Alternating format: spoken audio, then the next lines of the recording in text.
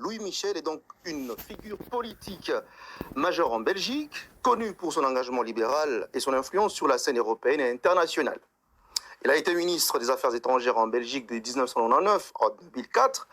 Il était vice-premier ministre. Il était commissaire européen au développement et l'aide humanitaire de 2004 à 2009. Il a été également député européen pendant plusieurs années.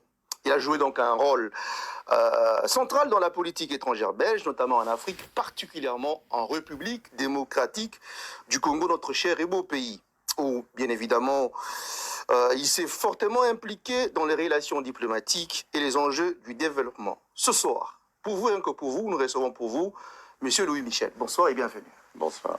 Merci d'avoir accepté notre invitation. Avec plaisir. Alors, on va déjà commencer par le parrainage. C'est donc une question que beaucoup de Congolais se posent. Et aujourd'hui, comme nous avons la chance de vous recevoir, vous allez quand même, bien évidemment, nous éclairer là-dessus. Beaucoup de Congolais disent que vous étiez parrain de Joseph Kabila Kabange.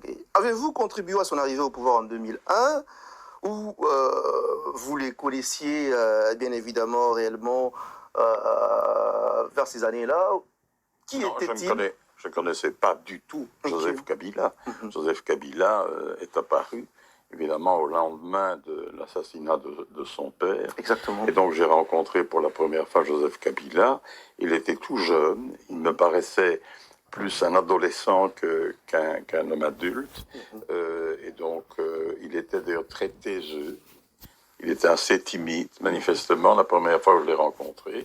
Donc, je n'ai jamais parrainer Joseph Kabila. Je ne parraine personne. Très bien. Moi, je souhaite parrainer le peuple congolais. Ce qui m'intéresse, c'est le peuple congolais. Et ça ne m'intéresse pas de soutenir l'un ou l'autre candidat. J'ai bien mon idée là-dessus, mais je n'ai jamais parrainé Joseph Kabila. Quand il est devenu président, parachuté dans le fond par l'entourage de Laurent-Désiré Kabila.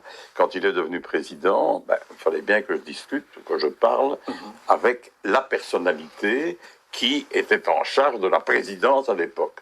Et je dois vous dire que il m'a paru extrêmement introverti. Parfois d'ailleurs un peu mal à l'aise parce qu'il était tombé là-dedans comme ça, sans s'y attendre.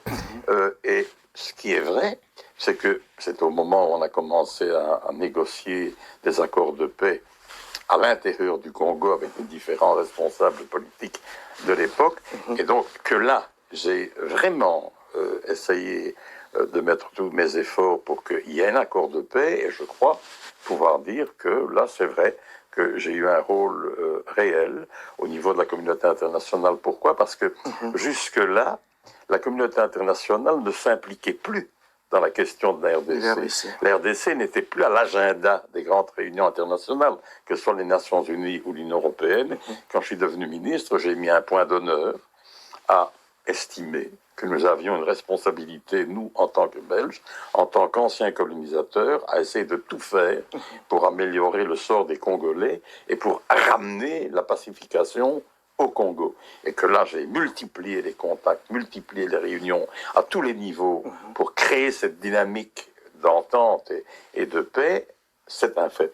Alors, on m'a dit, mais on m'a reproché, dans le fond, d'avoir des discussions avec Kabila. Mais avec qui vouliez-vous que j'aie des discussions? Si je voulais amener la paix au Congo, il fallait bien que je parle avec celui qui, légitimement ou pas, était en charge de la fonction présidentielle.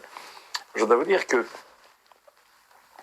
je suis intimement convaincu aujourd'hui que très rapidement, Joseph Kabila a manifestement grandi.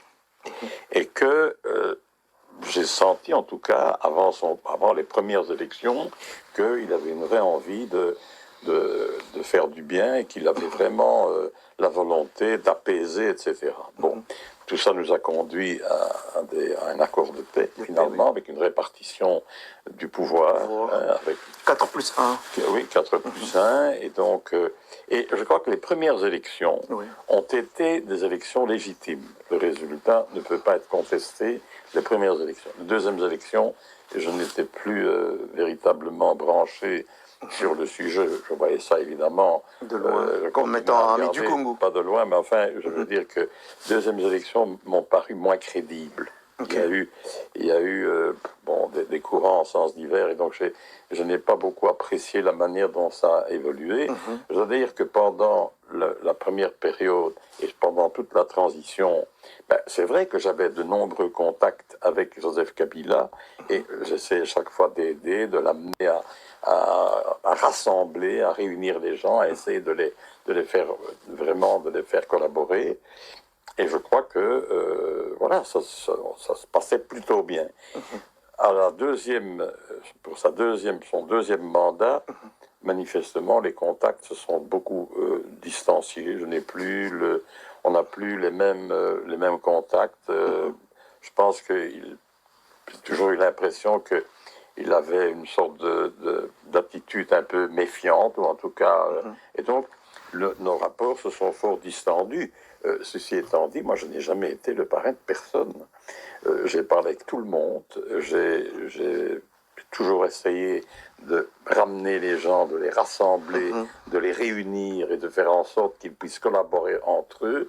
Et je dois vous dire que si j'ai une déception, c'est une grande déception. C'est laquelle, la déception? C'est que la plupart des acteurs politiques n'ont pas toujours saisi le besoin, la nécessité de dépasser leurs objectifs personnels pour voir l'intérêt des Congolais. Moi, je n'ai qu'une passion au RDC, c'est faire en sorte que ce peuple magnifique, que ce pays qui a un potentiel unique au monde, en ressources humaines, en ressources naturelles, en richesse naturelle, que ce pays puisse offrir à son peuple ce que son peuple mérite et que son peuple attend depuis tant de décennies. Et donc,